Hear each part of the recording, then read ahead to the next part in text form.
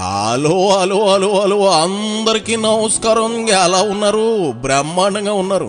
మరి నాకు తెలుసు కదా, మరి ఈరోజు రావు గారు రాచమండ్లోకి వచ్చిన సెలబ్రిటీ ఎవరు నేను చెప్పేస్తాను. కోతంత ఈ వీడియోకి ఒక లైక్ ఇచ్చేసి, అలాగే మన కేకే న్యూస్ని ఎవరైతే సబ్స్క్రైబింగ్ చేసుకోలేదో కోతంత చేసుకుని నన్ను ఎంకరేజ్మెంట్ చేసే పనిలో ఉండండి. మరి రాచమండ్లోకి వచ్చిన సెలబ్రిటీ ఎవరు చూసే పనిలో ఉంటాను. ఎవరు బాబు? ఓహో, ఉండవల్లి స్వరం మార్చాడు. నేను ఓసరు వెళ్ళిన కాదంటూ వివరణ ఇచ్చేందుకు ప్రెస్ మీట్ పెట్టాడు. సరే, తల పండిన పొలిటీషియన్ ఎట్టా కవరింగ్ చేసేస్తాడు చూద్దాం రండి. ఇదిగో ఉండవల్లి, ఏంది కదా తప్పైపోయిందని శాంపుల్ వేసుకోవడానికి కానీ వచ్చావా? ఏంది మొదలెట్టు నీ 2 నాలుకల ధోరణి. గొడ్డు కొవ్వు, పంది కొవ్వు, ఇంకోటి ఏంటి చేప నూనె, ఈ 3 కలిసి ఆయన ముందు ఏదో రిపోర్ట్ వచ్చింది. ఆ రిపోర్ట్ కూడా నెట్లో ఉంది.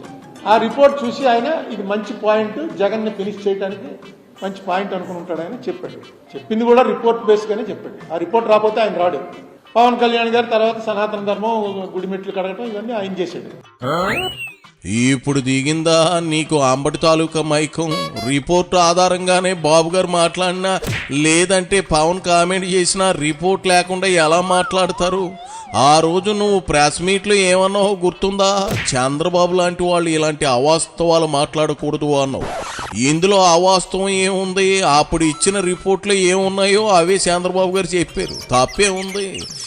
ఇప్పుడు వచ్చి నువ్వు నాంగనాచి తొంగబుర్రలాగా ఆ రిపోర్ట్లు బేస్ చేసుకుని బాబు గారు మాట్లాడతారు అంటున్నావు. ఏంటి డబుల్ మైండ్? ఏంటి డబుల్ పోజు? నువ్వు రాజకీయాల్లో కంటే సినిమాల్లోనే ట్రై చేయి. నన్ను మించిన విలన్ రోల్స్ గట్టిగా వచ్చేస్తాయి నీకు. నువ్వు మెప్పించగలవు కూడాను. ఎందుకంటే టక్కును మాట మార్చే టాలెంట్ నీ దగ్గర ఉన్నంత వరకు నా దగ్గర లేదు కదా. అంచేత రాజకీయ సన్యాసం ఎటు తీసుకున్నావు కాబట్టి సినిమాలో యాసల కోసం తిరుగు మంచి ఇన్కమ్ అవుతుంది. అయ్యో ఉండవల్లి, ఇదేమో అల్లాటప్ప బిజినెస్ ఏం కాదు సుమా. అది సరే, ఇంతకీ శ్రీవారి లడ్డు ప్రసాదంలో వాడిని నెయ్యి కల్తీనా కాదా? ముందు ఆ మొక్క చెప్పు. ఇదంతా కూడా పామాయిలో ఇంకోటో కలిపి 400 పేజీల, సుమారు 400 ఉందనుకుంటాను చార్జ్ షీట్ లో. కల్తీ అవ్వలేదని ఎక్కడ చెప్పలా, కల్తీ అయ్యింది. ఆ కల్తీ ఏంటి? అసలు నెయ్యలేదుట, నెయ్యలాగా తయారు చేశారట. ఆ తయారు చేయడానికి నెయ్యి వాసన రావడానికి నీ దగ్గరికి వచ్చి కొన్నాడు. అది పెట్టారు చార్జ్ షీట్, చాలా డీటెయిల్గా వేశారు. అలాగే ఆ నెయ్యలాగా దానికి దాని ఏమంటారు ఫ్లేవరు, దానికి ముట్టుకోగానే నెయ్యిలా జిడ్డు తగలడానికి ఏదో ఒకటి వాడాలి. అదేమో కలకట్టాలో పలానా అప్పారావు అన్నవాడి దగ్గర కొన్నారు 210 కోట్లకి, వీడి దగ్గర 170 కోట్లకి ఇది కొన్నారు. ఇవన్నీ కూడా ఛార్జ్ షీట్లో రాశారు. రాసి ఇందులో కొవ్వు మాత్రం కలిపారు అన్నది లేదు. ఆ కొవ్వు కలిపారని లేదన్న దానికి నా మీద కోపం వచ్చింది. ఆ తిట్లన్నీ సిబిఐ వాళ్ళకి చెందుతాయి, లేకపోతే ఆ రిపోర్ట్ ఇచ్చిన వాడికి చెందుతాయి. చూడు ఉండవల్లి, నువ్వు బ్రతక నేర్చిన సన్నాసి రాజకీయవేత్తవి మరోసారి నిరూపించవయ్యా. నిన్న పక్కనంతా వైసీపీ వాళ్ళు ఉన్నారని ఒకలా మాట్లాడావు, ఇప్పుడు ఇంకోలా మాట్లాడుతూ ఉన్నావు. నెయ్యిలో జంతు కొవ్వు మాట అలా ఉంచి పాలే లేకుండా కల్తీ నెయ్యి తయారు చేసి స్వామివారి లడ్డు ప్రసాదంలో కలిపారు అని నిన్న ఎందుకు చెప్పలేదు? ఎప్పుడేమో ఇలా. ఏది మరోసారి చెప్పా మొక్క. చార్జ్ షీట్లో కల్తీ అవ్వలేదని ఎక్కడ చెప్పలా, కల్తీ అయ్యింది. ఆ కల్తీ ఏంటి? అసలు నెయ్యలేదుట. ఆ కల్తీ ఏంటి? అసలు నెయ్యలేదుట. ఆ కల్తీ ఏంటి? అసలు నెయ్యలేదుట. నెయ్యలాగా తయారు చేశారట. ఆ తయారు చేయడానికి నెయ్యి వాసన రావడానికి నీ దగ్గరికి వచ్చి కొన్నాడు. అది పెట్టారు చార్జ్ షీట్, చాలా డీటెయిల్గా వేశారు. నేను ఆ మొక్క వైసీపీ బ్యాచ్ ముందు చెప్పకుండా ఇప్పుడు వచ్చి సన్నాయి నొక్కులు నొక్కుతున్నావు. ఏంది ఉండవాలి? పాలతో కాకుండా దేనితో నెయ్యి తయారు చేశారు రా యాదవల్లారా అని అక్కడే వాళ్ళు కడిగి ఉంటే నీ పరపతి ఎక్కడికో వెళ్ళేది. పోనీ జంతు కొవ్వు లేదు, అలాగని నెయ్యి కల్తీ కాలేదని చెప్పడం లేదు. పోయి స్వామివారు లడ్డు ప్రసాదంలో వాడి నెయ్యినే అడ్డమైన పదార్థాలతో తయారు చేయడం ఏంట్రా యాబ్రాసి యాదవల్లారా అని నువ్వు వైసీపీ వాళ్ళు తారు తీయాల్సింది. అక్కడ నీరసంగా ఉండి చెప్పలేకపోయావా? ఇప్పుడు బూస్ట్ దాకా వచ్చావా? చాలా ఎనర్జెటిక్గా చెబుతా ఉన్నావు. అంటే జంతు కొవ్వు కాకపోతే ఏదైనా కలపొచ్చా? అది తప్పే కదా. ఏం మాట్లాడుతూ ఉన్నావు? ఏజీ గేజీ వస్తాయి సరిపోదు ఉండవల్లి. ఇంగిత జ్ఞానం కూడా ఆడవాలి కదా. నెయ్యే లేకుండా లడ్డు తయారీ ఏంటి అని ఇంకా నువ్వు ప్రశ్నించలేకపోవడం ఏంటి ఉండవల్లి?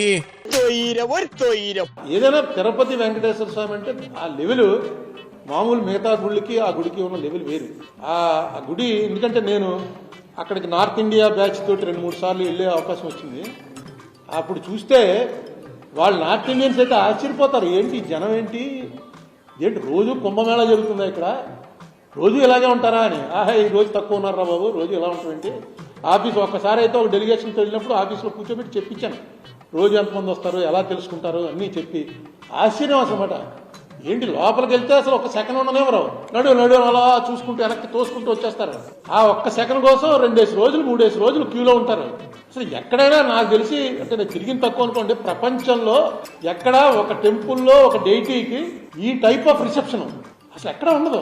ఎవరు వాళ్ళు మనం ఏదో వెళ్ళి కాగితం పెడతాం, సీఎం గారికి బామ్మర్దనయ్య అంటాడు ఒకడు ఎమ్మెల్యే గారి తమ్ముడిని అంటాడు, ఒకడు నేనే ఎమ్మెల్యేని అంటాడు, కద్దరు బట్టలు వేసుకుని వెళ్ళిపోతాడు, ఒకడు కండువా కప్పుకుని ఎలాగోలా లోపల దూరటానికి ఎన్ని రకాల వక్రమాలను చేస్తాం ముందు వెళ్ళిపోయి దర్శనం చేసుకోవడానికి. నువ్వు శకునికి ఎక్కువ శనీశ్వరుడికి తక్కువ అన్నట్లు ఉన్నావు. ఏందో ఉండవల్లి, ఏందేంది కొవ్వులు కాకుండా ఏం కలిపినా ఆయన ఇమేజ్ తాగదా, శ్రీవారికి ఆపచారం చేసినట్లు కాదా, మళ్ళీ ఇదేం ద్వంద్వనీతి. అసలు మ్యాటర్లోకి రాకుండా పెట్టకథలు మాకెందుకు చెప్పు, నీ శంశాగాళ్ళకి చెప్పు. ఆహా ఓహో అంటూ నీ భజన చేస్తారేమో వాళ్ళకి చెప్పు. అలాంటి ఒక దీనికి ఏ రకంగా ప్రాముఖ్యత తగ్గించే ప్రయత్నం ఎవరు చేసినా అది కరెక్ట్ కాదు. ఇప్పుడు కెమికల్స్ కలిపారన్నారు, ఖచ్చితంగా యాక్షన్ తీసుకోవాలి. ఖచ్చితంగా దాని మీద అది ఆల్రెడీ అది పొలిటికల్గా మార్చేశారు. చంద్రబాబు నాయుడు గారిది, జగన్మోహన్ రెడ్డి గారిది, ఈయనే కలిపాడని ఆయన వాళ్ళ ఎవరికి సంబంధాలు ఉండవు. అక్కడ అంతా వేరే ఒక ఆర్గనైజేషను, దాని చైర్మన్, దాని ఎగ్జిక్యూటివ్ ఆఫీసరు, దానికి సంబంధించిన ఆఫీసర్స్, నాకు తెలిసి దాదాపు 10,000 మంది పైనే పనిచేస్తుంటారు అక్కడ. దాని బడ్జెట్ ఏంటి, ఆ గొడవ ఏంటి అసలు, అది వెంకటేశ్వర స్వామి నడుపుతున్నాడు తప్ప మామూలు వాళ్ళు ఎవరు నడపలేం. వెంకటేశ్వర స్వామి స్వయంగా నడుపుతున్నాడని మనం అనుకోవాలి, నమ్మాలి. ఏదో ఒక అద్వితీయ, నువ్వు వెంకటేశ్వర స్వామిని నమ్మకపోతే ఏదో ఒక అద్వితీయ శక్తి నడుపుతుంది. చూడు నక్క జిత్తులో ఉండవల్లి బలేగా కవరింగ్ చేసేస్తా ఉన్నావు. ఏందేంది టీటీడీకి ప్రభుత్వాలకి ప్రభుత్వాధినేతలకు సంబంధాలు ఉండవా? చా నిజమా? మరి 7 కొండలు ఎందుకు, 2 కొండలు చాలు అని బాసు వైఎస్ ఎందుకు అన్నాడు? ఎందుకు జీవో ఇచ్చాడు? ఒక క్రిస్టియన్ అయిన బొమ్మన కరుణాకర్ రెడ్డిని ఎవరు టీటీడీ చైర్మన్ చేశారు? వైఎస్ఏ కదా, మర్చిపోయేవా? ప్రభుత్వాన్ని నడిపేవారు కనుసన్నల్లో టీటీడీ చైర్మన్లు ఎవరిస్తారని బేసిక్ నాలెడ్జీ లేని నీకు ఇదిగో ఆ కనీసం బేసిక్ కూడా లేదంటే నవ్వొచ్చేస్తా ఉంది. ఈ కల్తీ నెయ్యి కావచ్చు, పరకామణిలో సోరీ కావచ్చు, ఇవన్నీ జగన్ బాబాయ్, వైవి సుబ్బారెడ్డి, బొమ్మన కరుణాకర్ రెడ్డి చైర్మన్లుగా ఉన్నప్పుడే జరిగాయి. మరి ఆ పాపం ఎవరిదంటావు? జగన్ బాబాయ్దా? వాళ్ళని టీటీడీ చైర్మన్గా నిర్మించిన జగన్ దా?